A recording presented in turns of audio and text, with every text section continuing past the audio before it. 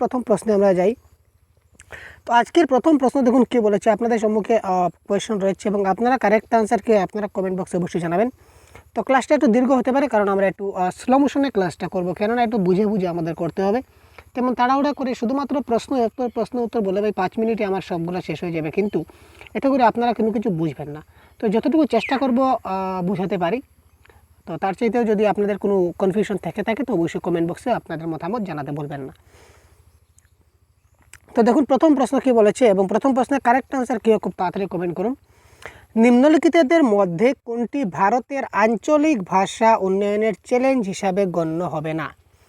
নিম্নলিখিতের মধ্যে কোনটি ভারতের আঞ্চলিক ভাষা উন্নয়নের চ্যালেঞ্জ হিসাবে গণ্য হবে না? এটি মানুষের সঙ্গে পরিচিত, সুবিধার অভাব, বৌদ্ধিকতার অস্পষ্টতা, নাকি অনুবাদের সমস্যা? প্রশ্ন ভালো করে বুঝতে হবে, প্রশ্ন ভালো করে বুঝে নিলেই কিন্তু কাজটা খালাস হয়ে যায়। নিম্নলিখিতের মধ্যে কোনটি ভারতের আঞ্চলিক ভাষা উন্নয়ন? আমরা যদি ভাষা একটা ভারতে বিভিন্ন অঞ্চল বিশেষে কিছু ভাষা আছে, অঞ্চল বিশেষে যে ভাষাগুলো রয়েছে এই ভাষাগুলোকে আমরা বলে থাকি আঞ্চলিক ভাষা। তো এই যে অঞ্চল বিশেষে যে ভাষাগুলো হবে অঞ্চল বিশেষে, তাকে আঞ্চলিক ভাষা। তো আঞ্চলিক ভাষা আমরা উন্নয়ন করব, উন্নয়ন মানে কি, তার ডেভেলপ করব। মানে আমার আঞ্চলিক ভাষা ধরে নিন আমি যেখানে রয়েছি এই এলাকার ভাষাটা আমি জানি না, আমি একটা নতুন এলাকায় গেছি, ওই এলাকার ভাষাটা আমি জানি না। তো ওই এলাকার ভাষাটা যদি আমি উন্নয়ন করতে চাই তাহলে আমার ক্ষেত্রে কী কী বাধা হতে পারে, তো কোনটা বাধা হিসেবে গণ্য হবে না বলেছে, কোনটা বাধা হিসেবে গণ্য হবে না? 1 নম্বর সুবিধার অভাব। যদি আমি সুবিধার অভাব পাই, যদি আমি সুবিধার যদি অভাব থাকে তাহলে কি আমি শিখতে পারবো না? শিখতে পারবো না, এটা আমার একটা বাধা। আমাকে সেই ভাষাটা শিখতে গেলে সেই ভাষা জানলেওয়ালা একজন ব্যক্তি, অর্থাৎ যে ওই ভাষাটা জানে ওই ভাষার আমার একজন ব্যক্তির প্রয়োজন হবে, যার কাছে আমি কমিউনিকেশন করে তার কাছে অনেক সুযোগ সুবিধা পেয়ে আমি ভাষাটা শিখতে পারি। তো এটা আমার চ্যালেঞ্জ নয়, এটা আমি শিখতে পারবো। আচ্ছা, এটা চ্যালেঞ্জ হিসাবে একটা গণ্য হবে, যদি পাই তাহলে শিখে নেব। বৌদ্ধিকতার অস্পষ্টতা, যদি আমার বৌদ্ধিক জ্ঞান না থাকে তাহলেও কিন্তু এটা একটা চ্যালেঞ্জ হিসাবে দাঁড়াবে। অনুবাদের সমস্যা, আমি ট্রান্সলেট করতে পারি না, এটাও একটা বাধা হতে পারে। কিন্তু একটি মানুষের একটির সঙ্গে পরিচিতি, একজন মানুষের সঙ্গে যদি আমি পরিচিতি করে নিতে পারি তাহলে অবশ্যই একটা নতুন মানুষের সঙ্গে তার সঙ্গে যদি পরিচিত করি তাহলে তার অঞ্চলের ভাষাটা আমি শিখে যাব। এটা আমার চ্যালেঞ্জ হিসাবে গণ্য হবে না, এটা বাধা হবে না, এটা আমার সুবিধা হবে। ঠিক আছে, আঞ্চলিক ভাষাটা শিখতে গেলে বা উন্নয়ন করতে গেলে আমার এটা সহজ হবে, আমি খুব সহজে শিখতে পারবো। কিভাবে?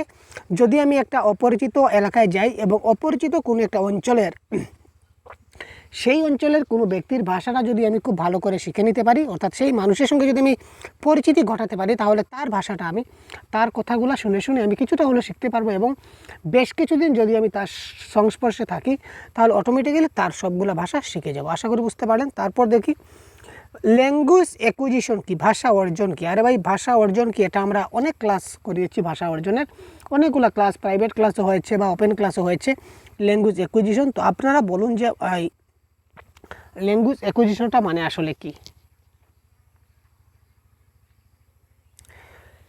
কেবল প্রয়োজনীয় শব্দ তালিকার ব্যবহার, নাম্বার 1 অপশন। নাম্বার 2 দিয়েছে দেখি, এমন একটা পরিবেশগত উদ্দীপনার পদ্ধতি স্টিমুলেশন যাকে বলা হয়, যেখানে শিশুরা নিজেদের মাতৃত্ব বা অর্থাৎ মাতৃভাষা শিখতে পারে। ব্যাকরণ বোধ এবং বিশ্লেষণের জন্য একটা কর্ম সাধন পদ্ধতি। মানব মস্তিষ্কের সহজাত ধারণ ক্ষমতার জন্য একটি ভাষা শিক্ষা প্রক্রিয়া। তো এই ক্ষেত্রে ল্যাঙ্গুয়েজ অ্যাকুইজিশনটা কি বলুন তো? কারেক্ট আনসার কী হয় তাড়াতাড়ি কমেন্ট করুন, কারেক্ট আনসার কী হতে পারে?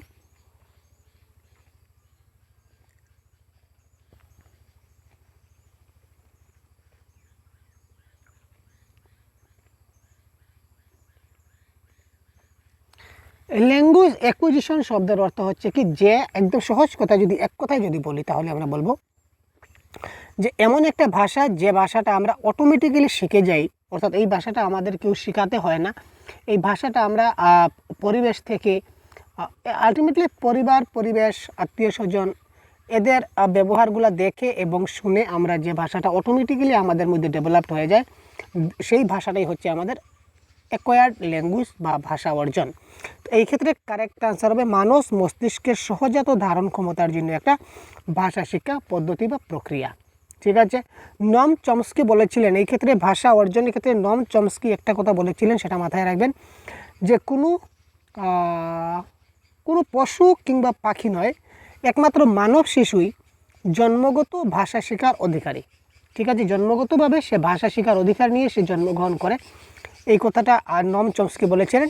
তিনি আরও বলেছিলেন যে মানব শিশু যখন জন্ম নেয় তখন তার মধ্যে দুইটা ডিভাইস কাজ করে, একটা হচ্ছে এলইডি মানে ল্যাঙ্গুয়েজ অ্যাকুইজিশন ডিভাইস, আর একটা হচ্ছে কি এলএএস মানে ল্যাঙ্গুয়েজ অ্যাকুইজিশন সিস্টেম। এই দুইটা জিনিস তার ব্রেইনের মধ্যে অটোমেটিকলি স্টোর থাকে, যার কারণে সে কী করে ভাষাটা খুব তাড়াতাড়ি তার পারিপার্শ্বিক থেকে দেখে কিংবা শুনে সে ভাষাটা শিখতে পারে। এটা হচ্ছে option number 4 is the right answer. একজন ভাষা শিক্ষক লিখন কৌশল কী করে শেখাতে পারেন? কারেক্ট অ্যান্সার কী হতে পারে?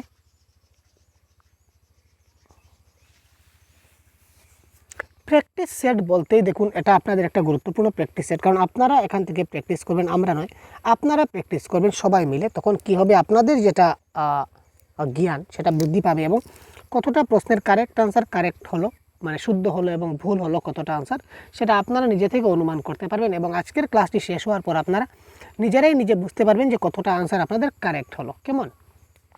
তো দেরি না করে তাড়াতাড়ি চলে আসুন এই আমাদের ক্লাসে, এবং প্রশ্নগুলো কী হয় খুব তাড়াতাড়ি কমেন্ট করুন। তো ভাষা শিক্ষক লিখন কৌশল শিখাবেন মানে রাইটিং শেখাতে চলেছেন। উনি কী শেখাবেন? রাইটিং। শ্রুতি লিখনের দ্বারা শিশুকে পরিচ্ছন্নভাবে লিখতে বলা, ছাত্রদের জ্ঞান বৃদ্ধির ধারণা দিয়ে এবং তাদের নিজের ভাষায় লিখতে বলে, নাকি ছাত্রদের অনুচ্ছেদ পড়তে বলে? এখানে কী হবে কারেক্ট আনসার? সবাই তাড়াতাড়ি কমেন্ট করুন, সবাই ফার্স্ট কমেন্ট করবেন। দেখুন, আমরা লেখন শেখাবো, লিখন মানে লেখা, রাইটিং শেখাবো। তো রাইটিং শেখাতে গেলে অনুচ্ছেদ পড়তে বলবো, যে তোমরা পড়ো। তারা পড়লে কি তাদের লিখন দক্ষতা বৃদ্ধি হবে? মোটেই না। শুধু পরিষ্কারভাবে লিখলেই যে তার লিখন দক্ষতা বৃদ্ধি হয় তেমন কোনো কথা না, কারণ সে কী লিখবে সে বুঝতেই পারছে না। ঠিক আছে, কী লিখবে সে নিজেই বুঝতে পারছে না, তাহলে তার লিখন দক্ষতা কীভাবে বৃদ্ধি হবে?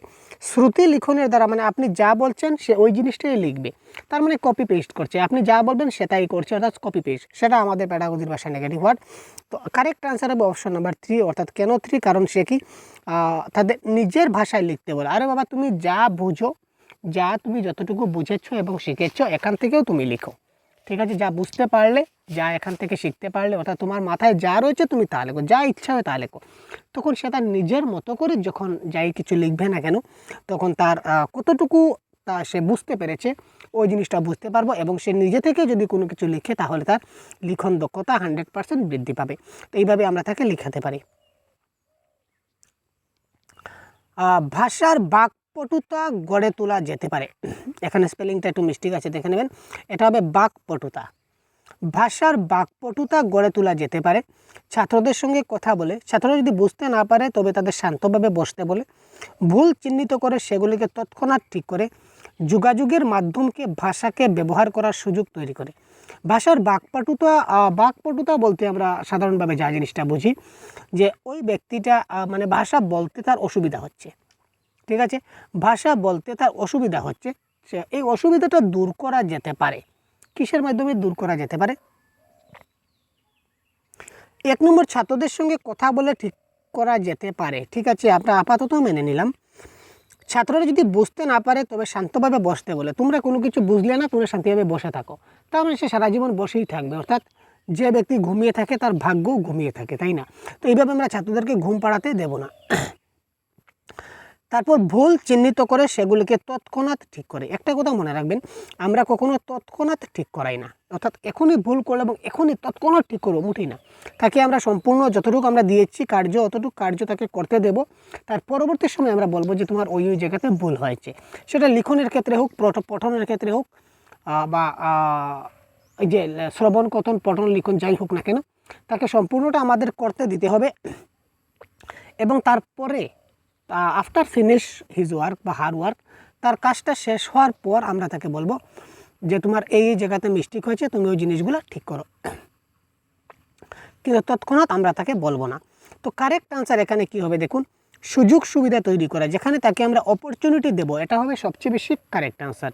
অর্থাৎ সবসময় আমরা শিশুদেরকে কী করতে হবে, অপরচুনিটি দিতে হবে। এবং কিসের অপরচুনিটি বলেছে, যোগাযোগের মাধ্যম হিসাবে ভাষাকে ব্যবহার করার, কমিউনিকেট করার। অর্থাৎ দুইজন ব্যক্তি যখন কথা বলছে বা তার ছাত্রদের সঙ্গে কথা বলে, মানে শুধু শিক্ষক কথা বলবেন সেটা কোনো কথা নয়, আপাতত আমরা কেটে দিলাম। এখানে বেস্ট আনসার পেয়েছি কি, যোগাযোগের মাধ্যম মানে কমিউনিকেশন, যেটা স্কিল বা কমিউনিকেশন মিডিয়াম। অর্থাৎ যে কোনো ব্যক্তির সঙ্গে যে কোনোভাবে সে কমিউনিকেট করতে পারে। সে কমিউনিকেট করতে করতে সে যদি ওই ভাষার ব্যবহার করে, তাহলে সে কী করবে, খুব তাড়াতাড়ি ভাষাটা শিখতে পারবে। ধরে নিন আমি ইংরেজি ভাষাটা জানি না, ফর এক্সাম্পল আমি ইংরেজি ভাষাটা জানি না, তখন আমি যদি কোনো একটা কী বলবো, এমন একটা এলাকায় চলে গেলাম যে এলাকায় সবাই ইংলিশে কথাবার্তা বলে, তো আমিও যদি তাদের সঙ্গে কিছু ইংলিশে কথা বলি, প্রথমে আমি ভুল বলবো, কিছুটা ভুল বলবো, তারপর কিছুটা ঠিক হবে, তারপর কিছুটা ঠিক হবে। এইভাবে তাদের সঙ্গে ইংলিশে যদি কমিউনিকেট করতে যাই, অর্থাৎ একটা অজানা ভাষায় যদি আমি কমিউনিকেট করতে যাই, তাহলে অটোমেটিকলি তাদের সঙ্গে কথাবার্তা বলতে আমিও কী করবো, কোনো এক সময় ওই ভাষাটা শিখে যাব। তো দ্যাট ইজ কল যোগাযোগের মাধ্যম হিসাবে যদি আমরা ভাষাকে ব্যবহার করি, তাহলে আমরা এই যে ভাষার বাকপটুতা, এই যে আমার ইংলিশ বলার সমস্যা হয়েছিল, এই সমস্যাটা দূর হয়ে যাবে। কেমন? একটি ভাষা শিক্ষায় ফলপ্রসূ পাঠ শুরু হয়, ঠিক আছে।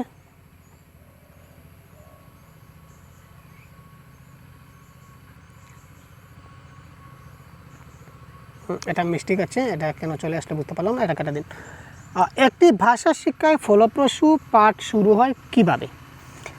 পাঠ্য বিষয়বস্তুর তালিকা প্রস্তুত করে, বিভিন্ন কাজের মধ্য দিয়ে ছাত্রদের অনুপ্রাণিত করে এবং সার্কতাকে ঝালিয়ে দিয়ে, পাঠ প্রসঙ্গ উপস্থাপনের মধ্য দিয়ে, না ব্ল্যাকবোর্ড লেখার মাধ্যমে। অর্থাৎ একটা ভাষা শিক্ষা যদি আমরা ভালো করে তাকে দিতে পারি, তাহলে সে যেটা পাঠ করবে, পাঠটা তার ফলপ্রসূ হবে।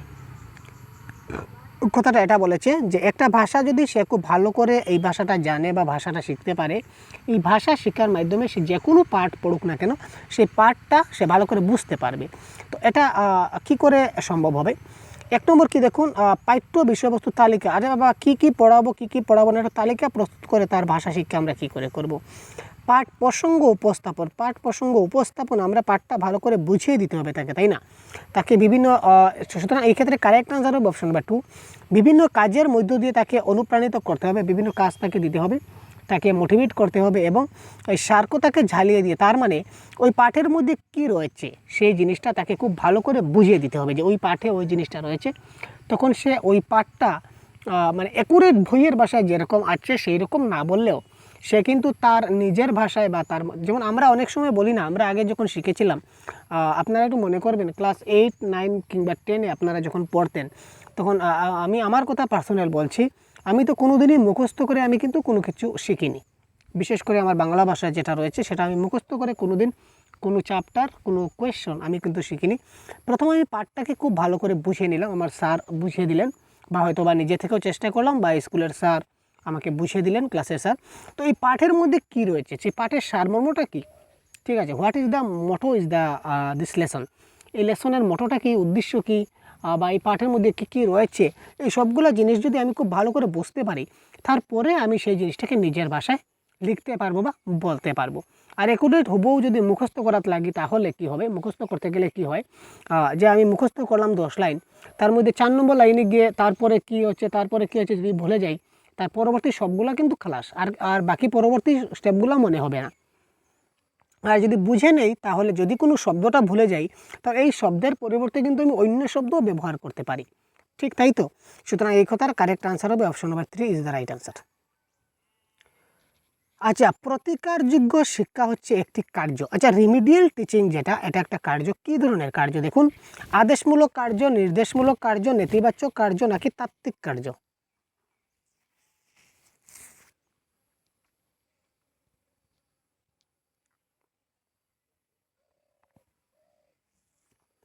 প্রতিকারযোগ্য শিক্ষা একটি কার্য, অর্থাৎ রিমিডিয়াল টিচিংটা কী ধরনের কার্য? আদেশমূলক, নির্দেশমূলক, নেতিবাচক, নাকি তাত্ত্বিক? এটা মনে রাখবেন, এটা হচ্ছে কি নির্দেশমূলক। কারণ কি, কারণ প্রতিকারমূলক শিক্ষণ বা রিমিডিয়াল টিচিং মানে কি, অর্থাৎ যে জিনিসটা আমরা খুব ছাত্রদেরকে আমরা, ধরে নিন আজকে আমি আপনাদেরকে একটা টপিক বুঝিয়ে নিলাম, ল্যাঙ্গুয়েজ অ্যাকুইজিশন টপিকটা আমি আজ আপনাদেরকে বুঝিয়ে দিলাম, আপনারা বুঝলেন। তার মধ্যে আপনারা অনেকেই কিংবা রয়েছেন যে স্যার আমি রিমিডিয়াল টিচিংটা এই ল্যাঙ্গুয়েজ অ্যাকুইজিশন ক্লাসটা আপনি করলেন, এই ক্লাসটা আমি ঠিকঠাকভাবে বুঝতে পারলাম না বা ওই জায়গাটা আমি বুঝতে পারি না। তারপরে আপনি বললেন যে স্যার আমাকে ওই যে টুকরোটা রয়েছে ওই টুকরোটা আপনি আমাকে আবার বুঝিয়ে দিন। অর্থাৎ আপনি যে নির্দেশটা দিলেন আপনি আমাকে নির্দেশ দিলেন যে স্যার ওই জিনিসটা আমি বুঝতে পারিনি, আপনি আমাকে আবার বুঝিয়ে দিন। তখন এই যে আপনার নির্দেশের ফলে কিন্তু আমি আপনাকে আবার বোঝাচ্ছি। আর আপনারা যদি বলুন যে স্যার আমরা সব বুঝে গেছি, তার মানে কি? তার মানে আমার রিমিডিয়াল টিচিংয়ের প্রয়োজন নেই। আর আপনারা যদি বলুন যে স্যার আমি এই টপিকটা আমি বুঝতে পারিনি বা এই টপিকের এই অংশটা বুঝতে পারিনি, আপনি আবার বুঝিয়ে দিন, তার মানে আপনি আমাকে নির্দেশ দিচ্ছেন, তার ফলে আমি কি করছি? আমি আপনাকে আবার বোঝাবার চেষ্টা করছি। সুতরাং এক্ষেত্রে কারেক্ট আনসার কী হবে? নির্দেশমূলক শিক্ষা। ভাষা দক্ষতা শেখানো উচিত। ভাষা দক্ষতাটা কি করে শেখানো উচিত? একটা পরিষ্কার ব্যাখ্যার মাধ্যমে, নাকি বিচ্ছিন্নভাবে, নাকি একীকরণ পদ্ধতিতে, নাকি অনুকরণের মাধ্যমে? তো কোয়েশ্চন নাম্বার 67 কী হবে তাড়াতাড়ি বলুন তো। ভাষা দক্ষতা কি করে শেখানো উচিত? আমরা যদি পরিষ্কার ব্যাখ্যা দিই তাহলে তার ভাষা দক্ষতা হয়ে যাবে। বিচ্ছিন্নভাবে যদি করি তাহলে আচ্ছা একটা জিনিস দেখুন, ভাষা দক্ষতা বলতে আমরা যা বুঝি, ভাষা দক্ষতা বলতে কি? ভাষা দক্ষতাটা 4 প্রকার। LSRW: শ্রবণ, কথন, পঠন এবং লিখন, অর্থাৎ লিসেনিং, স্পিকিং, রিডিং এবং রাইটিং। এই চারটা জিনিসকেই কিন্তু জেনারেলি ভাষা দক্ষতা বলা হয় একত্রে। তো ভাষা দক্ষতাটা আমরা কি করে শেখাবো? আমরা LSRWকে আমরা কি করতে পারি? আমরা কি করব? আমরা একত্রে শেখাবো, সবগুলোকে একটার সঙ্গে একটা রিলেট করে আমরা শেখাবো, ঠিক আছে? কারণ কি? কারণ দেখুন, একজন ভালো বক্তা হতে গেলে কিন্তু তাকে ভালো শ্রোতা হতে হবে। আমি যদি ভালো করে না শুনি তাহলে কিন্তু আমি ভালো করে বলতে পারবো না, তার মানে তার সঙ্গে তার একটা রিলেশন রয়েছে। আমি যদি ভালো করে পড়তে না পারি তাহলে কিন্তু লিখতে পারবো না। আর যদি ভালো করে শুনে না নেই, উচ্চারণগুলো যদি ভালো করে আমি শুনতে না পারি তাহলে কিন্তু আমি পড়তে পারবো না। আর যদি ভালো করে শুনে না নেই তাহলে কিন্তু আমি লিখতে পারবো না, ঠিক আছে? আর যদি পড়তে না পারি তাহলে আমি বলতেও পারবো না। আলটিমেটলি একটার সঙ্গে একটা কি কানেক্টেড ওয়ার্ড, প্রত্যেকটার সঙ্গে একটা কানেক্টেড। সুতরাং এক্ষেত্রে কারেক্ট আনসার একীকরণ পদ্ধতিতে, মানে সবগুলোকে একসঙ্গে মিলিয়ে আমার ভাষা দক্ষতাটা শেখানো উচিত একজন ছাত্রকে। ভাষা শিক্ষা প্রক্রিয়ার মধ্যে ছাত্রদের উচ্চারণে আত্মবিশ্বাসের অভাব হয়, একে কি করে অতিক্রম করা যেতে পারে? আচ্ছা, আমি কিন্তু একটু অ্যাসামিস ভাষাটা জানি। সত্যি কথা বলতে গেলে আমি অ্যাসামিস ভাষাটা একটু জানি, হিন্দি ভাষাটাও জানি। কিন্তু একটা কথা দেখবেন যে হিন্দিভাষী যারা ব্যক্তি আছে তারা যেরকম হিন্দি ভাষা কথা বলে সেই রকম কিন্তু আমি কথা বলতে পারি না। মানে তাদের যে প্রনাউন্সিয়েশনের একটা কী বলবো, প্রনাউন্সিয়েশনের একটা আত্মবিশ্বাস রয়েছে, প্রনাউন্সিয়েশনের একটা গঠন রয়েছে। যেমন আসামিস যারা ব্যক্তি রয়েছে, যাদের মাতৃভাষা অ্যাসামিস রয়েছে, তারা যে সুর, এই মাতৃভাষা একটা সুর রয়েছে দেখবেন, তারা যে সুরে অ্যাসামিস ভাষাটা বলে, আমরা হয়তো অনেকে পারবো কিন্তু অনেক কম, কিন্তু ভাই অনেক কম, আমরা অনেক কম সংখ্যকই কিন্তু এই ধরনের মানে কী বলবো, ক্লিয়ার সুরের মাধ্যমে আমরা কিন্তু অনেক কম সংখ্যকে কথা বলতে পারি। সবাই কিন্তু এই ধরনের ক্লিয়ার সুরে কিন্তু আমরা কথা বলতে পারি না। সুতরাং ওই যে আমি একটা ভাষা জানি কিন্তু ওই ভাষার যে উচ্চারণ বা ভাষার উচ্চারণ করতে ভাষার যেটা সুর আছে, এই সুরটা কিন্তু আমার ঠিকঠাকভাবে আসছে না। এতে আমার আত্মবিশ্বাসের অভাব হয় যে না, আমি আর আসামিস ভাষাটা পারবো না মনে হয় শিখতে, কারণ তাদের মতো তো আমার সেই উচ্চারণটা হচ্ছে না, তাদের মতো সুরটা আমার হচ্ছে না।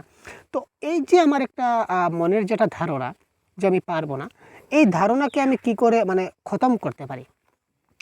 শ্রেণীকক্ষে উচ্চ স্বরে পড়ে নাট্যকার্যের মধ্য দিয়ে শিশুদের পারস্পরিক কথা বলার মাধ্যমে তৎক্ষণাৎ ভুল সংশোধন করে ভাষা বিশেষজ্ঞের সাহায্যে বিশেষ কর্ম তৎপরতার আয়োজন করে। তো এই ক্ষেত্রে কারেক্ট আনসার কী হতে পারে? তাড়াতাড়ি কমেন্ট বক্সে কমেন্ট করুন। ভাই প্রশ্ন আমি খুব ভালো করে বুঝিয়ে দেওয়ার চেষ্টা করেছি, সুতরাং আপনারা চেষ্টা করুন যে কারেক্ট আনসার যাতে করতে পারেন।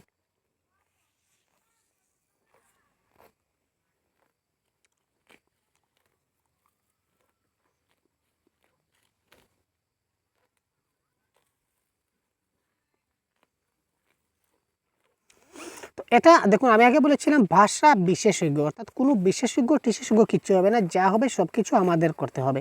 আর তৎক্ষণাৎ ভুল আমরা সংশোধন করি না। আর শুধুমাত্র উচ্চস্বরে পড়লেই যে সব কিছু ঠিকঠাক হয়ে যাবে তেমন কোনো কথা নয়। অর্থাৎ কি, নাট্যকার্যের মধ্য দিয়ে শিশুদের পারস্পরিক কথা বলার সুযোগ সুবিধা করে দিতে হবে। অর্থাৎ একটা নাটক আমরা করব, তো নাটকের মাধ্যমে সবাই যখন অংশগ্রহণ করবে তখন, অর্থাৎ সবচেয়ে বড় কথা হচ্ছে নাটকটা বাদই দিয়ে দিন, নাটকটা ছেড়ে দিন, নাটকটা ছেড়েও যদি আমরা শিশুদের মধ্যে পারস্পরিক কথা বলার সুযোগ করে দিই, অর্থাৎ একটা বেঙ্গলি মিডিয়ামের স্টুডেন্ট এবং একটা অ্যাসামিস মিডিয়ামের স্টুডেন্টকে যদি আমরা একসঙ্গে বসাই, তো তারা যদি নিজেদের মধ্যে যদি কথাবার্তা বলে, তাহলে একে অপরের ভাষাটা খুব ভালো করে রপ্ত করতে পারবে এবং একে অপরের ভাষার যেটা উচ্চারণ সেটার কিন্তু সে ভালো করে শিখতে পারবে। সুতরাং কারেক্ট আনসার এখানে option number 2 is the right answer. প্রশ্নপত্র তৈরি করার সময় শিক্ষক পরীক্ষার বিষয়বস্তু দেখে নেন। প্রশ্নপত্রে শিক্ষকের প্রাথমিক চিন্তা ভাবনা হলো, অর্থাৎ আপনি যখন প্রশ্নপত্রটা তৈরি করবেন তখন প্রশ্নপত্র তৈরি করার সময় কোন জিনিসটা আপনার মাথায় থাকতে হবে। 1 নম্বর, বিষয়বস্তুর সম্পূর্ণায়ন, অর্থাৎ কি সম্পূর্ণ সিলেবাস কভারেজ। আমি যখন প্রশ্ন তৈরি করব তখন আমার সম্পূর্ণ সিলেবাস কভার হয়েছে কি না এটা আমি দেখব। তারপর প্রশ্নের ধরন, প্রশ্নের কী ধরনের প্রশ্নের ধরনটা হবে সেটা আমি বুঝতে হবে। বিশ্বাসযোগ্যতা হতে হবে নাকি বৈধতা হতে হবে।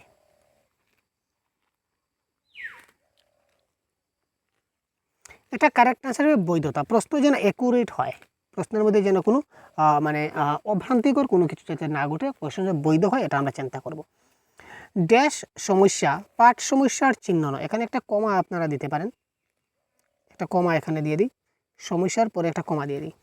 ড্যাশ সমস্যা পাঠ সমস্যার চিহ্ন নয়, অর্থাৎ বর্ণ ও শব্দ চিনতে পারার সমস্যা, এটা পাঠ সমস্যার কোনো চিহ্ন নয়।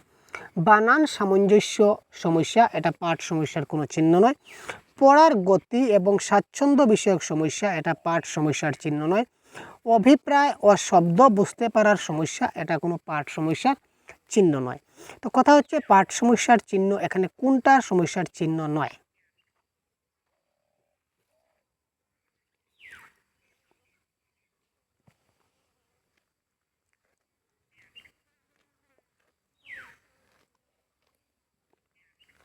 অর্থাৎ একটা কথা ভালো করে বুঝবেন, অর্থাৎ পাঠ সমস্যা মানে আমরা জেনারেলি বুঝতে পারি যে রিডিং,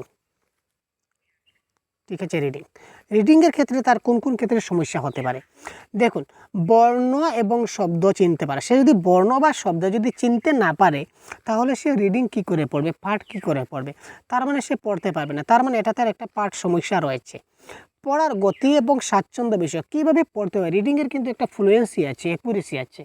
তো সেই ফ্লুয়েন্সিগতভাবে এবং কি বলবো অ্যাকুরেসিভাবে যদি সে পড়তে না পারে তাহলে এটা তার একটা পাঠ সমস্যার চিহ্ন বলতে পারি।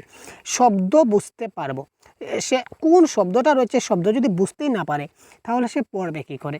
তার মানে এই তিনটা হচ্ছে কি পাঠ সমস্যার এক একটা চিহ্ন, কিন্তু বানান সামঞ্জস্য এটা কিন্তু তার পাঠ সমস্যার চিহ্ন নয়, এটা হচ্ছে কি একটা রাইটিং বা লিখন সমস্যার একটা চিহ্ন।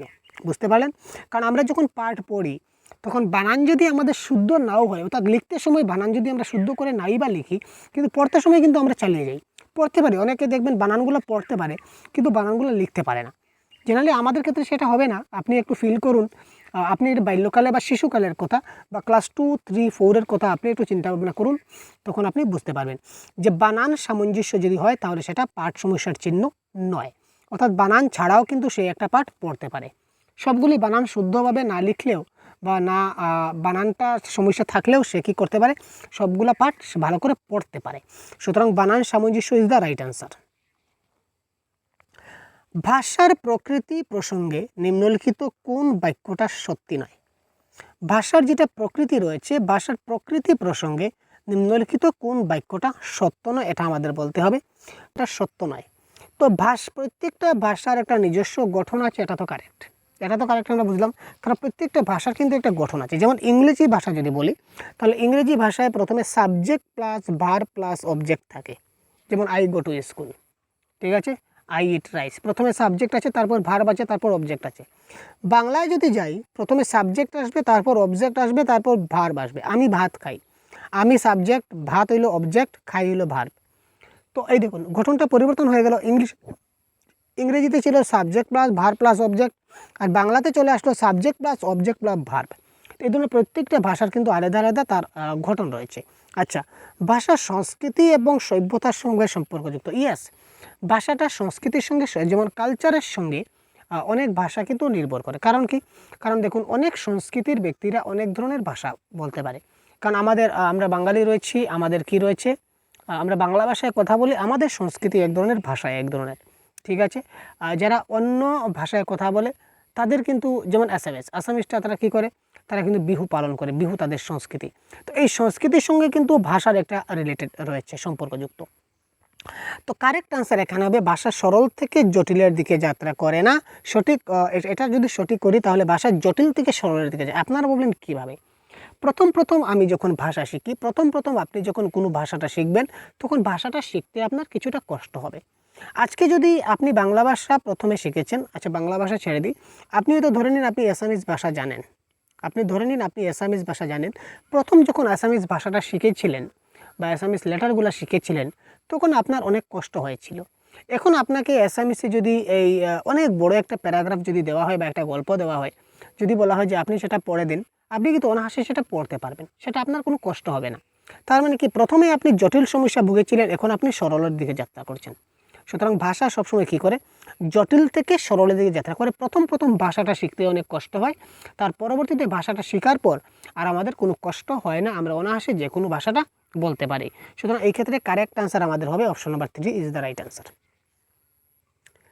নিম্নলিখিত কোন শ্রেণীকক্ষ অনুশীলন মৌখিক ভাষার গঠন সক্ষম করে? নিম্নলিখিত কোন ধরনের ক্লাসরুম যেখানে অনুশীলনটা হবে যেটা মৌখিক ভাষার গঠনটা সক্ষম করে? অপশন নাম্বার 1, শিক্ষকের সঙ্গে পাঠ্যপুস্তকের গল্প সমস্বরে পড়া, সমস্বরে শব্দের সঠিক উচ্চারণ অনুশীলন করা, একাকী কবিতা আবৃত্তি কিংবা মুখস্থ করা, প্রিয় গল্পের চরিত্র অভিনয়ে অংশ করা। অর্থাৎ মৌখিক ভাষার ডেভেলপমেন্ট আমরা কি করতে পারি ক্লাসরুমে? ওরাল ল্যাঙ্গুয়েজ ডেভেলপমেন্ট আমরা কি করে আমাদের ওরাল ল্যাঙ্গুয়েজটা ডেভেলপ করতে পারি ইন দ্য ক্লাসরুমের মধ্যে আমরা আমাদের মৌখিক ভাষার বিকাশ আমরা কিভাবে ঘটাতে পারি একটু বেশি করে। OLD হবে, আপনারা OID ভাববেন না, এটা OLD, ওরাল ল্যাঙ্গুয়েজ ডেভেলপমেন্ট।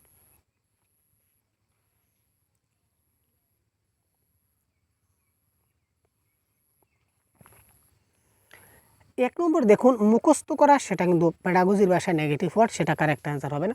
শিক্ষকের সঙ্গে সঙ্গে আমি যদি পড়তে থাকি তাহলে শিক্ষক যা বলছেন আমি তা পড়ছি, শিক্ষক যা বলছেন আমি তা পড়ছি, তো শিক্ষকের বলা বন্ধ, আমারও বলা বন্ধ, এখানে আমার OLD হলো না। সমস্বরে শব্দের সঠিক উচ্চারণ অনুশীলন করা, সমস্বরে মানে কি ওই একই, শিক্ষকের সঙ্গে সঙ্গে পড়লাম বা কোনো ছাত্রের সঙ্গে সঙ্গে সুর মিলিয়ে পড়লাম, সেটাও কিন্তু হলো না। তো আলটিমেটলি আমার বেস্ট OLD ডেভেলপ কখন হবে, যখন আমি প্রিয় গল্পের চরিত্র অভিনয় অংশ করি। যখন আমি একটা নাটক করতে যাব, যখন আমি একটা নাটকের প্লে রোল করব, তখন কিন্তু আমার মাথায় থাকতে হবে যে আমি কোন ডায়লগের পরে কোন ডায়লগটা বলবো। এটা আমার একটা ইন্টারেস্ট থাকে যে আমি এই ডায়লগের পরে আমাকে এই ডায়লগ বলতে হবে, তো এই ডায়লগটা কী, তারপর কী ডায়লগ বলবো, তারপর কী ডায়লগ বলবো। আমরা একটা জিনিস লক্ষ্য করবেন যে আমরা যদি আজকে একটা সিনেমা দেখি, ধরেন সিনেমা বা কোনো সিরিয়াল যদি আজকে দেখি, 6 মাস পর বা 3 মাস পর আমার কোনো বন্ধু যদি আসে বা আপনারা যদি কোনো বান্ধবী আসে, আপনারা কিন্তু বলতে পারবেন, জানিস ওই সিরিয়ালটা কিন্তু খুব মস্ত ছিল, বাম্পার ছিল রে, কী হয়েছিল জানিস। আপনি তো প্রথম থেকে শেষ পর্যন্ত তাকে কিন্তু অনর্গল বলে দিতে পারবেন। কিন্তু আপনি যদি আজকে একটা গল্প পড়েন, গল্পটা কিন্তু আপনি, আমার মনে হয় না যে 10 দিন 12 দিন পরে তো হুবহু বলতে পারবেন। কিছুটা বলতে পারবেন, ডোন্ট ওয়ারি, কিন্তু পুরোপুরিটা বলতে পারবেন না। তার মানে কি, যখন আমরা চরিত্র অভিনয়ে অংশ করি বা চরিত্রগুলো দেখে যদি আমরা কোনো কিছু অবজার্ভ করি বা যদি কোনো কিছু শিখে নেই, তাহলে ওই জিনিসটা আমাদের খুব বেশি সময় মাথায় থাকে। সুতরাং কারেক্ট আনসার হচ্ছে অপশন নাম্বার 4।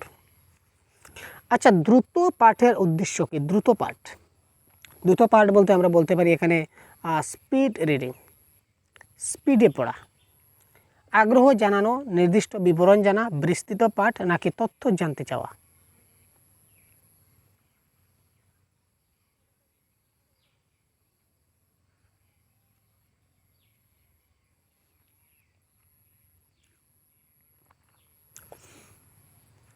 এটা কারেক্ট আনসার হবে নির্দিষ্ট বিবরণ জানা। কী রয়েছে সেটা আমরা খুব তাড়াতাড়ি একবার পড়ে, একটা পত্রিকা যখন পড়ি, পত্রিকায় কী রয়েছে, পত্রিকা কিন্তু আমরা আস্তে আস্তে পড়ি না, এতো খুব স্পিডে আমরা সম্পূর্ণ পত্রিকাটার হাইলাইটগুলো আমরা দেখে নিলাম এবং দ্রুত পাঠ করে নিলাম, যাতে কী রয়েছে হাইলাইটগুলো আমরা দেখে জিনিসটা খুব ভালো করে বুঝে নিতে পারি। তো কারেক্ট আনসার হবে নির্দিষ্ট বিবরণ জানা।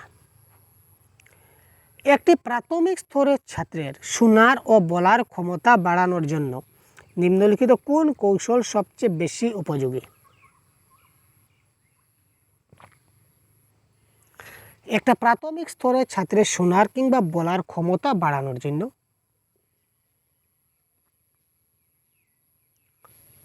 নিম্নলিখিত কোন কৌশল সবচেয়ে বেশি উপযোগী? কী হবে কারেক্ট আনসার? কমেন্ট করুন তো 74।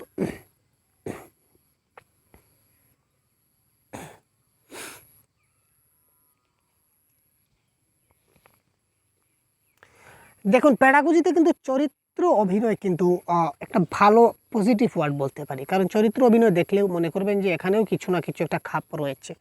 তো দেখুন, শোনা এবং বলার ক্ষমতা, আমি শোনার যে ক্ষমতা, এই যে আমি বললাম যে আমার শোনার একটা ক্ষমতা, আপনি যখন একটা বই যদি অন্য কেউ পাঠ করে সেটা আপনি ততটুকু মনোযোগ দিয়ে শুনবেন না। সিরিয়ালে যদি আপনার যদি সিরিয়াল যদি দেখি, খুব মনোযোগ সহকারে কোনো একটা সিরিয়াল দেখছি, আমার পাশে যদি কেউ বসে হাল্লা করে, আমি তো তাকে গালি দেবো, আপনি তাকে গালি দেবেন, আরে চুপ থাক, আরে আমি দেখতে পাচ্ছিস না, আমি শুনছি, এখানে সমস্যা হচ্ছে, আমি বুঝতে পারছি না কী বলছে, এই যে একটু আগে কী বলে গেল আমি বুঝতে পারলাম না তোর চিৎকারের কারণে। অর্থাৎ কি, আমি মনোযোগ সহকারে শোনার আমার যেটা অ্যাট্রাকশন যেটা, সেটা আমার বেড়ে যায়। তো কেন? এই যে চরিত্র অভিনয় করছে তারা, যার কারণে। সুতরাং চরিত্র অভিনয় এবং মিথস্কে হবে কারেক্ট আনসার। মিথস্কে মানে ইন্টারেকশনের মাধ্যমেও কিন্তু আমরা শোনা এবং বলার ক্ষমতাটা বাড়াতে পারি। ঠিক আছে, ইন্টারেকশন মানে বুঝতে পারছেন তো, একে অপরের সঙ্গে আলাপ আলোচনার মাধ্যমে আমরা সে বলার ক্ষমতাটা বাড়াতে পারি। একটি ভাষায় প্রতিকারযোগ্য শিক্ষাদানের লক্ষ্য কী? একটা ভাষায় যদি আমরা রিমিডিয়াল শিক্ষা দিই, তো রিমিডিয়াল শিক্ষার আমাদের লক্ষ্যটা কি, টার্গেটটা কি? ছাত্রের প্রাথমিক ভুলভ্রান্তি কাটিয়ে ওঠা, জ্ঞান বিষয়ক ভুলভ্রান্তি কাটিয়ে ওঠা, ছাত্রদের সঙ্গে আত্মবিশ্বাসের বোধ গড়ে তোলা, নাকি উপরোক্ত সবগুলি? যখন আমরা রিমিডিয়াল টিচিং করি, তাহলে রিমিডিয়াল টিচিংয়ের যেটা আমাদের মূল লক্ষ্যটাকে, রিমিডিয়াল টিচিং মানে কি, আমি কনসেপ্টের ক্লাসে ডিটেলস বোঝাচ্ছি এবং আজকের ক্লাসেও আমি কিছুটা আগের প্রশ্নে আমি একটু হাইলাইট করেছিলাম। আশা করি আপনারা জানেন, আর ডিটেলসে জানতে হবে না। এখানে আপনাদের সময় লস হয়ে যাবে যদি আবার ডিসকাস করতে যাই। তো ছাত্রদের যে প্রাথমিক, অর্থাৎ আমি তাকে প্রথমবার বোঝালাম, সে খুব ভালো করে বুঝতে পারলো না, তার মধ্যে কিছু সমস্যা আছে, এটা আমরা ঠিক করব। ছাত্রের প্রাথমিক ভুলভ্রান্তি যেটা, যদি রিমিডিয়াল টিচিং দিই, এটা কেটে যাবে। তার জ্ঞান বিষয়ক ভুলভ্রান্তি, আলটিমেটলি তার জ্ঞান বিষয়ক হতে পারে। তার আত্মবিশ্বাসের বোধ গড়ে তোলা, ঠিক আছে, এটাও কিন্তু কারেক্ট। সুতরাং উপরের সবগুলি হবে এই ক্ষেত্রে কারেক্ট আনসার। একটি ভাষার সাধারণ বোঝাপড়া বিচার করার জন্য কোন ধরনের প্রশ্ন সবচেয়ে উপযুক্ত? একটি ভাষার সাধারণ বোঝাপড়া বিচার করার জন্য কোন ধরনের প্রশ্ন সবচেয়ে, মানে আমরা ছাত্রটা ঠিক বুঝতে পারলো কি না, ঠিক আছে, আমি একজন ছাত্রকে যখন প্রশ্ন করব বা প্রশ্ন করার উদ্দেশ্য থাকবে, আমি এমন একটা প্রশ্ন করব যে প্রশ্নের মাধ্যমে বুঝতে পারবো যে ছাত্রটা ঠিকঠাকভাবে আমার কথাটা বা আমার পাঠটা বুঝতে পারলো কি না। এই ধরনের যদি প্রশ্ন করতে চাই, তাহলে অতি সংক্ষিপ্ত প্রশ্ন, দীর্ঘ প্রশ্ন, প্রবন্ধ প্রশ্ন, নাকি বস্তুনিষ্ঠ প্রশ্ন? অতি সংক্ষিপ্ত প্রশ্ন মানে বুঝতে পারছেন তো, অতি সংক্ষিপ্ত প্রশ্ন মানে খুব সহজে সে উত্তর দিবে, এক লাইনের মধ্যে সে উত্তর দিবে, হয়তো একটা শব্দ, দুইটা শব্দ, তিনটা শব্দ, অর্থাৎ একটা বাক্যের মধ্যে সে উত্তর দিবে, দ্যাট ইজ কল অতি সংক্ষিপ্ত প্রশ্ন। দীর্ঘ প্রশ্ন মানে একদম অনেক একটু লম্বা উত্তর দিতে হবে তাকে। আর প্রবন্ধ পদ্ধতি মানে কি, প্রবন্ধ মানে একদম এজ এ টাইপ কোয়েশ্চেন যেগুলো আছে, এত বড় সে আনসার করবে, ঠিক আছে, অর্থাৎ এই পাঠ সম্বন্ধে যা জানো সব লিখো, ঠিক আছে, এটা হচ্ছে প্রবন্ধ ভিত্তিক। আর বস্তুনিষ্ঠ প্রশ্ন মানে অবজেক্টিভ টাইপ বা এমসিকিউ টাইপ, আপনি তাকে অপশন দেবেন এবং অপশনের মাধ্যমে সে কী করবে, আনসার দেবে।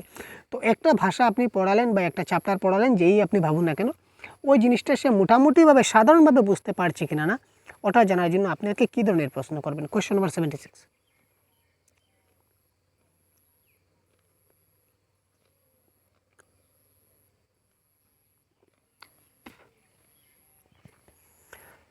তো অবজেক্টিভ টাইপস যদি আমরা প্রশ্ন করি, অবজেক্টিভ টাইপস এমসিকিউ, তো এমসিকিউ করলে আমি তাকে কী করব, অপশন দেব। সে উত্তর না জেনেও কিন্তু লটারি মেরে দিতে পারে, উত্তর তার জানা নেই কিন্তু লটারি মেরে দেবে, ঠিক আছে, লটারি মেরে দেবে। তো লটারি মারার পর কী হবে, হয়তো তার লেগেও যেতে পারে, ঠিক আছে, সুতরাং এই ক্ষেত্রে এটা হবে কারেক্ট আনসার, হবে না। প্রবন্ধ পদ্ধতি মানে আমি তাকে সাধারণভাবে একটু বুঝালাম, এবং যদি কোনো যে কোনো বাচ্চা, সে খুব তাড়াতাড়ি কিন্তু এই এসে টাইপ কোয়েশ্চেনগুলো কিন্তু তারা আনসার করতে পারবে না বা দীর্ঘ প্রশ্ন পারবে না, তাদের জন্য আমি অতি সংক্ষিপ্ত উত্তর করব। যেমন 3টা মাছের কাহিনী আজকে পাঠটা পড়লাম, তো 3টা মাছের কাহিনী, এই মাছগুলোর নাম কী কী ছিল বলো তো, ঠিক আছে, বা 3টা মাছের কাহিনী পাঠের লেখককে, এই ধরনের ছোটো ছোটো প্রশ্ন করব, তখন আমি বুঝতে পারবো যে সে আমার ক্লাসটা ঠিকঠাকভাবে বুঝতে পারছে কি না, অতি সংক্ষিপ্ত প্রশ্নের মাধ্যমে। শিশুরা ভাষা শেখার জন্মগত ক্ষমতা নিয়ে জন্মায়, একথা কে বলেছিলেন? আরে ভাই, এই প্রশ্নের কারেক্ট আনসার আমি আজকের ক্লাসে বলেছি ভাই, পূর্ববর্তী ক্লাসে তো বলেইছি, আজকেই আমি এই প্রশ্নটা বলেছি। অন্য প্রশ্ন আমি যখন ল্যাঙ্গুয়েজ অ্যাকুইজিশনে একটা প্রশ্ন ছিল, আজকের 2 নম্বর প্রশ্ন, তো এই প্রশ্ন আলোচনা করার সময় কিন্তু আমি অলরেডি বলে দিয়েছি এই প্রশ্নের কারেক্ট আনসার কী হবে।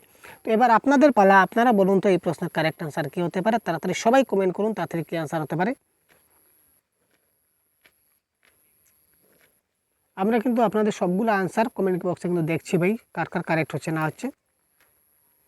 শিশুরা ভাষা শেখার জন্মগত ক্ষমতা নিয়ে জন্মে বা সহজাত ক্ষমতা নিয়ে জন্মায়, এই প্রসঙ্গে যিনি বলেছিলেন তিনি আরও কথা বলেছিলেন। কী বলেছিলেন?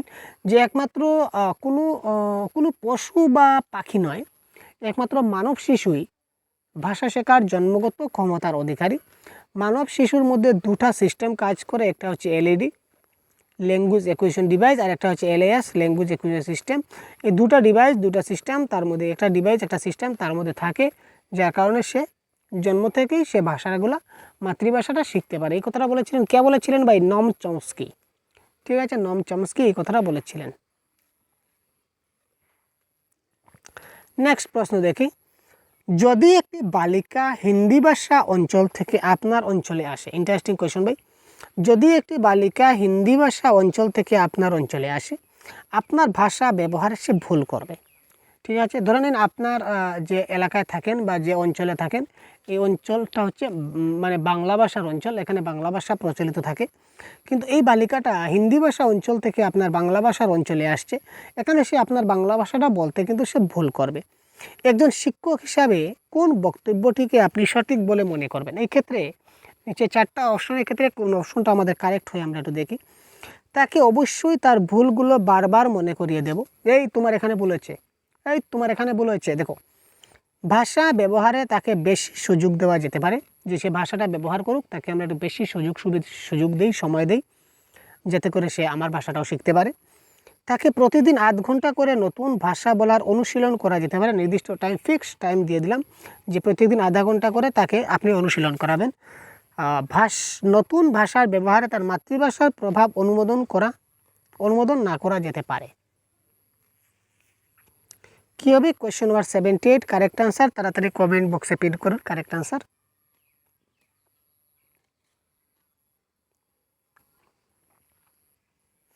বারবার তাকে ভুলগুলো আমরা মনে করিয়ে দেব না। নতুন ভাষা আধা ঘন্টা ফিক্সড টাইম করবো, এটাও করা যাবে না। মাতৃভাষার অনুমোদন দিতেই হবে, কারণ মাতৃভাষা হচ্ছে বেস্ট। যে যার মাতৃভাষা যাই হোক না কেন, মাতৃভাষাকে আমরা সবসময় সম্মান জানাতে হবে, শ্রদ্ধা জানাতে হবে। এখানে অনুমোদন করব না, সেটা কেমন ব্যাপার, তাকে অনুমোদন করতেই হবে। তো কারেক্ট আনসার হবে অপশন নাম্বার 2। ভাষা ব্যবহারে তাকে একটু বেশি সময় দিতে হবে, যাতে করে সে আমার ভাষাটাও ভালো করে শিখে নিতে পারে। নিম্নলিখিত কোন উদ্দেশ্যের জন্য ভাষা শিক্ষা প্রয়োজনীয় নয়? নিম্নলিখিত এমন কোন একটা উদ্দেশ্য রয়েছে যে উদ্দেশ্যের জন্য ভাষা শিক্ষার কোনো প্রয়োজন নাই? জীবনের বিভিন্ন পর্যায় জানার জন্য, ভাষা বোধ শেখার জন্য, ভেতরের স্বর শোনার এবং বলার জন্য, জীবনের বিভিন্ন প্রয়োজনকে পরিপূর্ণ করার জন্য। তো এই ক্ষেত্রে নিম্নলিখিত কোন উদ্দেশ্যের জন্য ভাষা শিক্ষা প্রয়োজনীয় নয় বলেছে, এই নয় শব্দটা দেখবেন এবং কারেক্ট আনসার করবেন।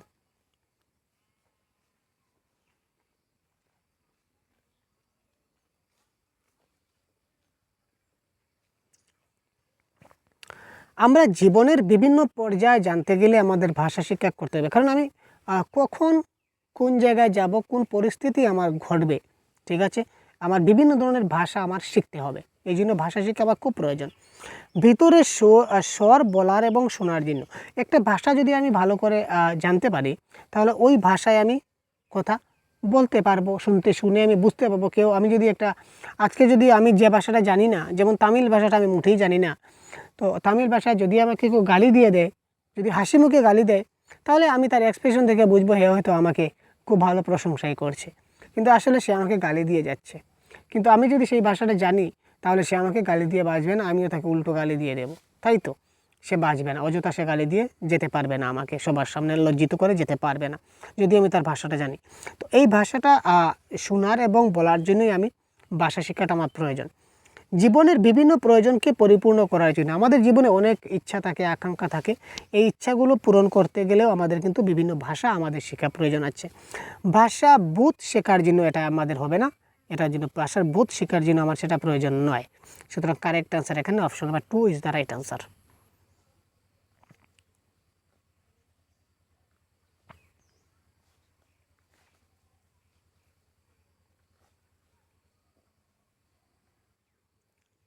কোয়েশ্চন নাম্বার 80, এটা অপশনগুলো মিস্টেক আছে। নেক্সট দেখি 81। আচ্ছা, ভারতবর্ষে সক্ষম শিশুদের প্রয়োজন লিখন দক্ষতার অনুশীলনের জন্য। আচ্ছা, বিশেষভাবে সক্ষম বা দিব্যাঙ্গ শিশু যারা রয়েছে তাদের ক্ষেত্রে আমরা লিখন দক্ষতা কিভাবে অনুশীলন করাতে পারি? অর্থাৎ যারা দিব্যাঙ্গ রয়েছে বা বিকলাঙ্গ রয়েছে, যেটা রয়েছে বিশেষভাবে অক্ষম যারা সক্ষম বাচ্চা রয়েছে তাদের জন্য আমরা লিখন দক্ষতা কী করে অনুশীলন করাতে পারি? ভাবনার মৌলিকতা, প্রতিকায়িত ভাষার ব্যবহার, সঠিক শব্দ তালিকার ব্যবহার, নাকি সুন্দর হস্তাক্ষর?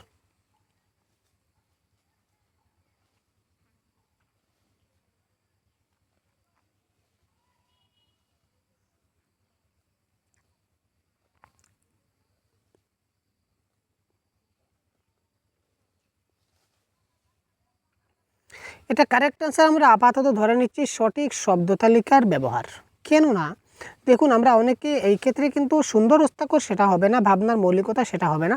একটা কনফিউশন আমার মধ্যেও থেকে যাচ্ছে অপশন নাম্বার 2 এবং 3 এর মধ্যে। প্রতীকায়িত ভাষার ব্যবহার, যেটাকে প্রতীক বা সিম্বলের মাধ্যমে আমরা তাকে বোঝাবো, ঠিক আছে, সিম্বলের মাধ্যমে তাকে বোঝাবো। কিন্তু একটা ছাত্র সে যদি চোখে দেখতে না পায় তাহলে তাকে আমরা কি করে সিম্বলের মাধ্যমে বোঝাবো? এটাও একটা প্রশ্ন। কিন্তু সঠিক শব্দ তালিকার ব্যবহার যদি করি তাহলে যারা চোখে দেখতে পাচ্ছে না বা কানে শুনতে পাচ্ছে না তারাও কিন্তু পারবে। কেননা কারণ শব্দ তালিকার ব্যবহারটা আমরা এমনভাবে করব, যদি যারা চোখে দেখতে পাচ্ছে না তাদের জন্য আমরা ব্রেইলি সিস্টেম করতে পারি, ঠিক আছে।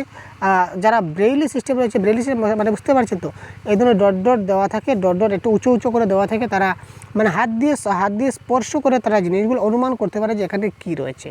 তখন আপনি থেকে বলে দিলেন যে এই যে তুমি দেখতে পাচ্ছ শেপটা, এটাকে বলা হয় ওই জিনিসটা, তখন সে খুব ভালো করে জিনিসটা বুঝতে পারবে। আর যারা কানে শুনতে পাচ্ছে না তাদের চোখে দেখতে পেলে তো সব কিছু শব্দ তালিকা দেখতে পারবে, শুধু চোখে দেখার ক্ষেত্রে সমস্যা হয়ে থাকে। তো যদি ব্রেইলি সিস্টেম হয় তাহলে তারা এই ব্যাপারে সঠিক শব্দ তালিকার মাধ্যমেও কিন্তু তারা দেখতে পারবে। সুতরাং লিখন দক্ষতা আমরা এইভাবে তাকে অনুশীলন করাতে পারি।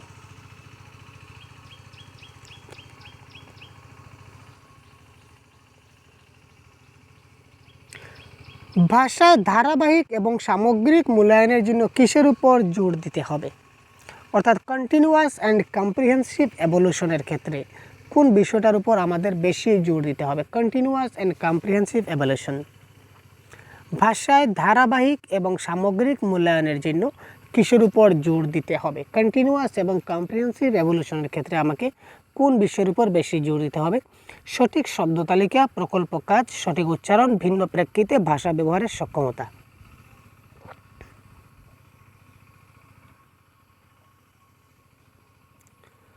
এই ক্ষেত্রে আমার কারেক্ট অ্যান্সার হবে কন্টিনিউয়াস এবং কম্প্রিহেন্সিভ এভলিউশন যদি করি তাহলে কম্প্রিহেন্সিভ শব্দের অর্থই হচ্ছে কি অলরাউন্ড ডেভেলপমেন্ট, ঠিক আছে। অর্থাৎ স্কলাস্টিক প্লাস স্কলাস্টিক সবগুলো দিক দিয়ে আমাকে দেখতে হবে। সুতরাং ভিন্ন প্রেক্ষিতে ভাষা ব্যবহারের সক্ষমতা, বিভিন্ন প্রেক্ষিতে মানে আলাদা আলাদা অ্যাঙ্গুলে, বিভিন্ন মানে নাচ গান খেলাধুলা স্কলাস্টিক স্কলাস্টিক সবটিতে, অর্থাৎ কম্প্রিহেন্সিভ শব্দই বলেছে সবগুলাতে। সুতরাং এই ক্ষেত্রে কারেক্ট অ্যান্সার হবে অপশন নাম্বার 4। বহুভাষিকতা হলো মাল্টিল্যাঙ্গুয়ালিজম মানে কি?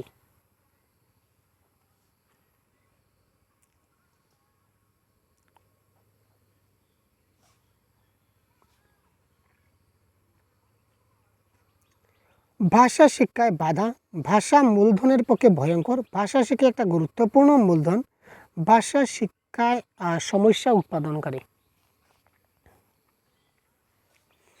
বহুভাষিকতা মানে বুঝেন তো, আমরা যে ব্যক্তি একের বেশি অনেক বেশি ভাষা জানি তাকে আমরা বহু ভাষা বলতে পারি, ঠিক আছে। অর্থাৎ বহুভাষিকতা বলতে পারি যে ব্যক্তি একের বেশি অনেক বেশি ভাষা জানে তাকে আমরা দুইয়ের বেশি ভাষা বলতে পারি, কারণ দুই ভাষা জানলেওয়ালা ব্যক্তিকে দ্বিভাষিকতা বলা হয়।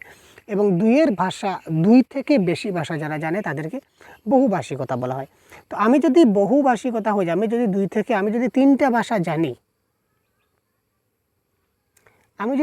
ভাষা জানি, তাহলে আমার কি হবে? ভাষা শিখে বাধা হবে? মোটেই না। ভাষা মূলধনের পক্ষে ভয়ঙ্কর হবে, মানে আমি যে ভাষাটা মূলে আমার যে আদৌ যে বাংলা ভাষা ছিল মাতৃভাষা, এটাকে আমি ভুলে যাব? কখনোই না। ভাষা শেখায় সমস্যা করবে, আমি ভাষা শিখতে কি আমার সমস্যা হবে? আর ভাই অলরেডি আমি তো ভাষা শিখে নিয়েছি, তাই সমস্যা কোথায়?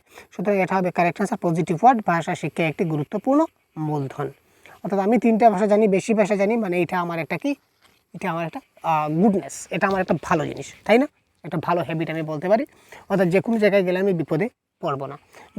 ভাষা জানা থাকলে কিন্তু যে দেশের ভাষা আপনি জানেন, ওই দেশে গেলে আপনার কোনো বিপদ হবে না, ওই ভাষা দিয়ে আপনি চালিয়ে আসবেন। কেউ আপনাকে গালি দিচ্ছে, মারার প্ল্যানিং করছে, আপনি জিনিসটা বুঝতে পারবেন তাদের ভাষা শুনে। সুতরাং এক্ষেত্রে কারেক্ট আনসার হবে ভাষা শিক্ষা একটি গুরুত্বপূর্ণ মূলধন ইজ দ্য রাইট আনসার। ভাষার প্রাথমিক রূপ হলো,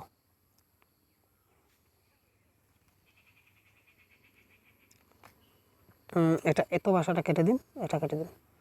ভাষার প্রাথমিক রূপ হচ্ছে চিহ্ন ভাষা, ব্যাকরণ, লিখিত ভাষা নাকি মুখের ভাষা? 84 কারেক্ট আনসার কি হচ্ছে কমেন্ট বক্স।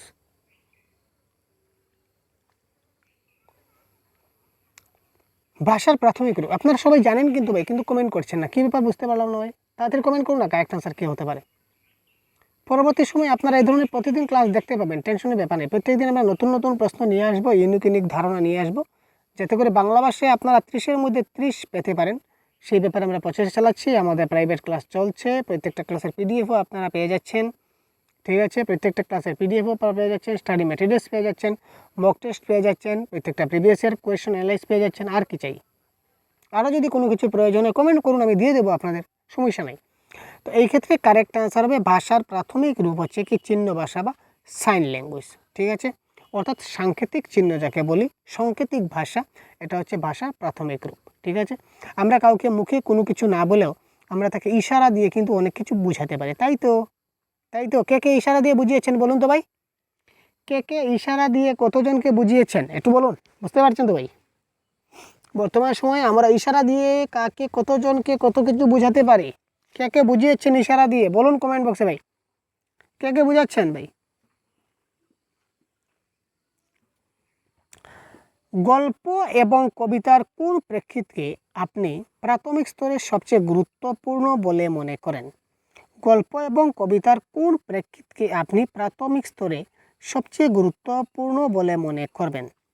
সেগুলি মূল্যবোধ যুক্ত হবে, গল্প ও কবিতার শব্দ তালিকা সমৃদ্ধ হবে, বিভিন্ন গুরুত্বপূর্ণ নাম ও ঘটনা বারংবার উচ্চারিত হবে, গুরুত্বপূর্ণ কবি গল্পকারদের কবিতা ও গল্প হবে।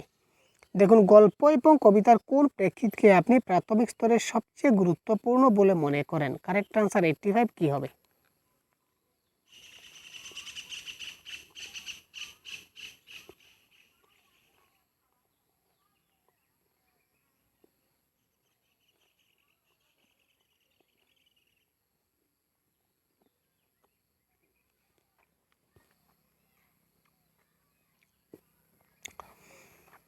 প্রাথমিক স্তরে গুরুত্বপূর্ণ কবি এবং গল্পকারদের কথা বিশেষ আমরা বলি না, এবং রিপিটেশন শব্দটা নেগেটিভ।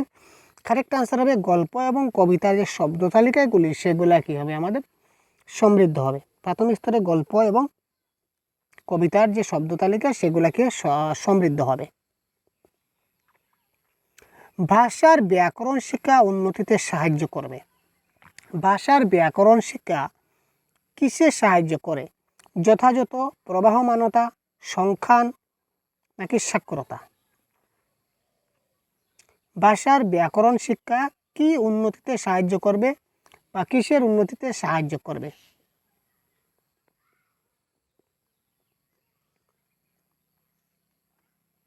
এটা কারেক্ট আনসার হবে, এটা অ্যাকুরেসিতে সাহায্য করবে, যথাযথ। যথাযথ ইজ দ্য রাইট আনসার।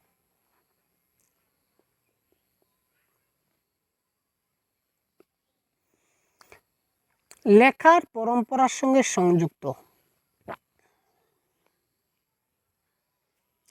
এটা টাইপিংয়ে রংলি চলে আসছে। আচ্ছা, লেখার পরম্পরার সঙ্গে সংযুক্ত, কে সংযুক্ত? গল্পের ধারণা নাকি কল্পনা, না প্রকৃত জ্যোতিচিহ্ন নাকি ভালো শব্দ তালিকা?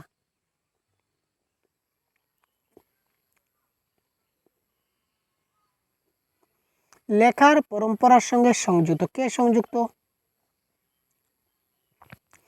গল্পের ধারণা আমরা বিভিন্ন গল্পের ধারণা আমরা নিতে পারি, বিভিন্ন গল্পের ধারণা নিতে পারি।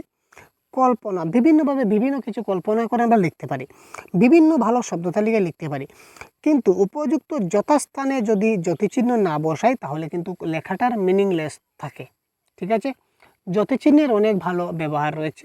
ঠিক আছে, যতিচিহ্ন একটা কমার কিন্তু অনেক ভ্যালু রয়েছে, একটা কমার কিন্তু অনেক ভ্যালু, দাড়ির অনেক ভ্যালু, সেমিকোলনের অনেক ভ্যালু, হাইফেনের অনেক ভ্যালু, এই ধরনের যতিচিহ্নের কিন্তু অনেক ভ্যালু রয়েছে। যে যথাস্থানে যদি উপযুক্ত আমি যদি যতিচিহ্ন না বসাই তাহলে আমার সেই লেখাটার কোনো মূল্য থাকছে না। সুতরাং লেখার পরম্পরার সঙ্গে সংযুক্ত কি প্রকৃত যতিচিহ্ন। ভালো লেখা হতে গেলে আমার প্রকৃত যতিচিহ্নটা আমার যথাস্থানে বসাতে হবে।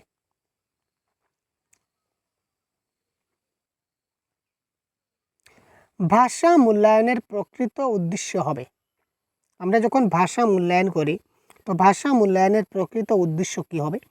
শিক্ষার্থীদের ভুল খুঁজে বের করা, তাদের কর্মক্ষমতার নিরিখে পদোন্নতি নির্ধারণ করা, ছাত্রদের সফলতা পরিমাপ করা, পড়ার মধ্য থেকে যাওয়া শূন্যতাকে লক্ষণ থেকে নির্ণয় করা এবং প্রতিকার করা।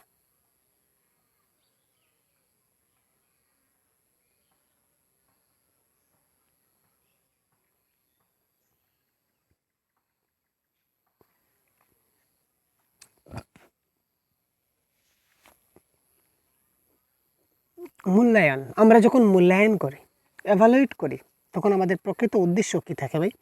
শিক্ষার্থীর ভুল খুঁজে বার করা না, তাকে প্রমোশন দেওয়া না, তার সফলতা পরিমাপ করা হতে পারে, কিন্তু হতে পারে না নয়। অর্থাৎ ভাষা মূল্যায়নের প্রকৃত উদ্দেশ্য তার সফলতা পরিমাপ করা, অর্থাৎ সে কতটুকু শিখতে পারলো, কতটুকু পারলো না, বা কতটুকু সে অগ্রসর হতে পারলো, এটা আমরা বুঝতে পারি। ঠিক আছে, আচ্ছা 4 নম্বর অপশনটা দেখি। পড়ার মধ্যে থেকে যাওয়া শূন্যতাকে লক্ষণ থেকে নির্ণয় করো, অর্থাৎ যা যা আমি তাকে শেখালাম সবগুলো জিনিস সে কি শিখতে পারলো না, কোনো কিছু তার গ্যাপ রয়েছে। মূল্যায়ন করলে বা এভলিউশন করলে বা আমরা বুঝতে পারি যে তার কোন কোন জিনিস সে ভালো করে বুঝতে পারে না বা বুঝতে পারলো না। যে জিনিসটা বুঝতে পারলো না সেগুলোতে এভলিউটে শূন্য থাকবে, অর্থাৎ সে কোনো কিছু এই ব্যাপারে লিখতে পারবে না। তখন ultimately correct answer option number 4 হবে এই ক্ষেত্রে কারেক্ট অ্যান্সার। কেন দেখুন, কারণ মূল্যায়নের প্রকৃত উদ্দেশ্য এটাই হবে যে কোন কোন জিনিসটা সে বুঝতে পারেনি ওই জিনিসগুলোকে আমি তাকে আবার বুঝিয়ে দেওয়া এবং প্রতিকার করা। আবার বুঝিয়ে দেওয়া মানে তো প্রতিকার করা বা রিমিডিয়াল করা। তো এক্ষেত্রে কারেক্ট আনসার অপশন নাম্বার 4 হবে কারেক্ট আনসার। ভাষা শিক্ষায় দুর্বল ছাত্রদের জন্য সবচেয়ে ভালো নির্দেশমূলক পরিকল্পনা কি? যারা দুর্বল ছাত্র রয়েছে তাকে আমি কি করে শেখাতে পারি, তার জন্য কি পরিকল্পনা নিতে পারি? ব্যক্তিগত শিক্ষা প্রদান, তাকে আমি আলাদাভাবে পড়াতে পারি। গোষ্ঠীগত শিক্ষা প্রদান, সবাই একসঙ্গে মিলেমিশে তাকে পড়াতে পারি। যুগ্ম শিক্ষাদান, পিয়ার টিচিং, ঠিক আছে, অর্থাৎ 2জন বা 3জনকে নিয়ে আমি পড়াতে পারি, গ্রুপ সিস্টেম পড়াতে পারি, বা উপরোক্ত সবগুলো। এক্ষেত্রে কারেক্ট আনসার কী হবে? 89।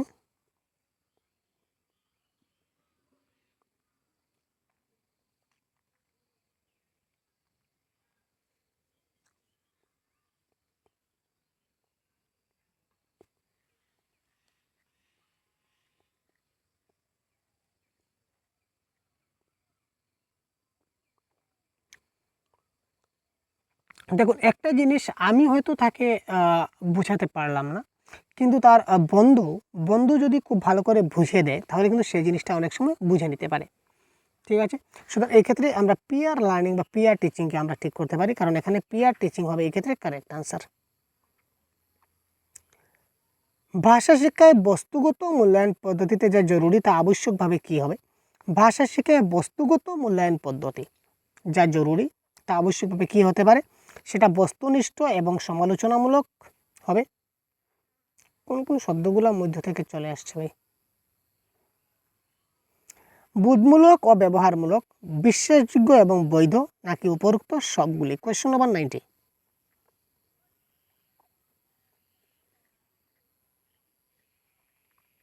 বস্তুগত মূল্যায়ন করতে গেলে আমাদের সবগুলা জিনিসই দেখতে হবে, জিনিসটা বস্তুনিষ্ঠ আছে কিনা না, বোধমূলক আছে কিনা না, বিশ্বাসযোগ্য আছে কিনা না, বা বৈধ আছে কিনা না, সবগুলা জিনিস কিন্তু আমাদের দেখতে হবে। সুতরাং এই ক্ষেত্রে অপশন নাম্বার 4 আমাদের কারেক্ট। আগন্তুক সিটেট পরীক্ষা মাথায় রেখে সহজগুরুর তরফ থেকে আপনাদের জন্য সবচেয়ে কম মূল্যে বেশ কয়েকটি অফার বলতে পারেন আপনাদের জন্য নিয়ে এসেছি। তো দেরি না করে এগুলো খুব তাড়াতাড়ি দেখে নিন এবং সর্বশেষ যে অফারটি আপনাদের জন্য রয়েছে এটা অতি গুরুত্বপূর্ণ এবং আপনাদের জন্য যথেষ্ট বেনিফিট হতে চলেছে। একদম কম মূল্যে আপনারা কি কি পাচ্ছেন একবার ঝলক আপনারা খুব তাড়াতাড়ি জিনিসগুলো একবার দেখে নিতে চলুন আমরা প্রথম স্লাইড দেখে নেই। তো প্রথম গিফট আপনাদের জন্য খুলছে, জাস্ট এই দেখুন খুলছে খুলছে খুলছে। প্রথম গিফট আপনাদের জন্য রয়েছে, এই দেখতে পাচ্ছেন প্রথম গিফট। তো প্রথম গিফটে আপনারা পাবেন ডেইলি ক্লাস। ইউটিউবে আপনারা সহজগুরুর তরফ থেকে প্রতিদিন ক্লাস পাবেন। প্রত্যেক দিন আপনারা আমাদের এই ইউটিউব চ্যানেলে প্রত্যেক দিন ক্লাস পাবেন বাংলা ভাষার। আপনাদের পুরো সিলেবাস কভার করে এখানে দেওয়া হবে, প্রত্যেক দিন ফ্রি ক্লাস। ইউটিউবে আপনারা ফ্রি ক্লাস পাবেন। চলুন এবার আমরা দেখে নেই যে 2 নম্বর অফারটি কী রয়েছে। তো 2 নম্বর আপনারা এখন দেখতে পাচ্ছেন 2 নম্বরে আপনাদের কি রয়েছে এবার আমরা দেখিয়ে দিই। 2 নম্বর খুলজা সিম খুলজা 2 নম্বর, ইয়েস। তো 2 নম্বরে আপনারা এবারে দেখতে পাচ্ছেন যে প্রতিজ্ঞা ব্যাচ, আমাদের একটা ব্যাচ লঞ্চ করেছি, আমাদের প্রতিজ্ঞা ব্যাচ। এই প্রতিজ্ঞা ব্যাচে আপনারা কি পাবেন, বাংলা ভাষায় পেপার 1 পেপার 2 এর সম্পূর্ণ কোর্স, একদম ফুল কোর্স যা যা লাগে, যেমন live class, recorded class, PDF notes. আমাদের কাছে অনেকগুলো ইবুক আছে, ইবুক, তারপর 50টার বেশি মক টেস্ট, 50টা প্র্যাকটিস সেটগুলো অলরেডি আপলোড হয়ে গেছে, ডাউট সেশন রয়েছে, এই ধরনের অনেকগুলো ক্লাস কিন্তু অলরেডি আপলোড হয়ে গেছে, পিডিএফ অনেকগুলো আপলোড হয়ে গেছে, আপনারা দেখে নিতে পারবেন। তো এবার আমরা দেখে নিই আমাদের 3 নম্বরে কি রয়েছে। তো 3 নম্বর অফারটি আপনারা দেখতে পাচ্ছেন, 3 নম্বর অফারটি এবারে আপনাদের সামনে খুলে আসবে, দেখে নিই 3 নম্বরে কি রয়েছে। এবার 3 নম্বরে রয়েছে 50+ মক টেস্ট। আপনারা এখানে 50+ মক টেস্ট দিতে পারবেন মাত্র 199 পে করে। এখানে বাংলা ভাষার পেপার 1 পেপার 2 ল্যাঙ্গুয়েজ 1 ল্যাঙ্গুয়েজ 2 কে কভার করে 50+ মক টেস্ট আপনাদের জন্য ডিজাইন করা হয়েছে, আপনারা এখান থেকে দিতে পারবেন। তো এবার 4 নম্বরে কি দিচ্ছে আমরা দেখে নিই। 4 নম্বর অফারটি আপনার জন্য কি রয়েছে আমরা একবার দেখে নিই। এবার দেখুন 4 নম্বরে রয়েছে আমাদের পেপার 1 এর যে CDP, math, EBS, Bengali, English এবং হিন্দি, এই সবগুলা কোর্স, এই সবগুলা সাবজেক্টের কোর্স এখানে করানো হবে, কমপ্লিট কোর্স, যেখানে live class, recorded class, PDF notes, mock test, তারপর ডাউট সেশন, এই সবগুলো এখানে পাবেন। প্রত্যেকটা সাবজেক্ট এখানে যত্ন সহকারে আপনাদের করানো হবে। এবার আমরা দেখে নিই 5 নম্বরে কি রয়েছে। 5 নম্বর এবারে আমাদের খুলছে। 5 নম্বর আমাদের এবার আমরা দেখে নেব 5 নম্বরে কি রয়েছে ভাই। তো 5 নম্বরে রয়েছে পেপার 2। আগে আমরা পেপার 1 দেখেছিলাম, এবার হচ্ছে পেপার 2। তো পেপার 2 এ আপনারা দেখতে পাচ্ছেন live class, recorded class, PDF notes, mock test, doubt session, এই সবগুলা পেপার 2 এর যে সোশ্যাল সায়েন্স, সিডিপি, এই সবগুলো আপনারা পাবেন। এবং সর্বশেষে বোনাস হিসাবে আপনাদের একটা অফার দিতে চাই। এটা হচ্ছে বাংলা ভাষার পেপার 1 এবং পেপার 2 ল্যাঙ্গুয়েজ 1 ল্যাঙ্গুয়েজ 2 যাই আপনাদের হোক না কেন, এখানে 100+ পিডিএফ সঙ্গে 12 বছরের প্রিভিয়াস ইয়ার কোয়েশ্চন আপনারা একসঙ্গে পেয়ে যাবেন। সঙ্গে আমরা বাংলা ভাষার জন্য আরও ইবুক বানিয়েছি, আপনাদের প্যাডাগজি এবং গ্রামারের ইবুক আমাদের কাছে রয়েছে। এই সবগুলো আপনারা একসঙ্গে পেয়ে যাবেন 100+ পিডিএফের সঙ্গে। এবং এই পিডিএফ যে রয়েছে এগুলো সম্পূর্ণ সিলেবাস কভার করছে, পেপার 1 পেপার 2 এবং এই সবগুলো সিলেবাস আমাদের কভার করা হয়েছে। তো আগে বলেছিলাম এই যে আপনারা আমাদের কোর্সে জয়েন হবেন, তো কোর্সে জয়েন হবেন ক্লিক করে আপনারা সিম্পলি প্লে স্টোর থেকে সহজগুরু অ্যাপ্লিকেশনটা ডাউনলোড করে নিন। প্লে স্টোরে গিয়ে সহজগুরু সার্চ করলে একটা অ্যাপ চলে আসবে। তো এই অ্যাপে আমাদের এই সবগুলো কোর্স লঞ্চ হয়ে গেছে, আপনারা অলরেডি চেক করে নিতে পারেন, নতুবা এই ভিডিও ডেসক্রিপশনে এই অ্যাপের লিঙ্ক দেওয়া থাকবে, আপনারা এখান থেকেই এটা ডাউনলোড করে আপনারা দেখে নিতে পারেন। ঠিক আছে, তো ধন্যবাদ, ভালো থাকবেন, আমাদের সঙ্গে থাকবেন। জয় হিন্দ।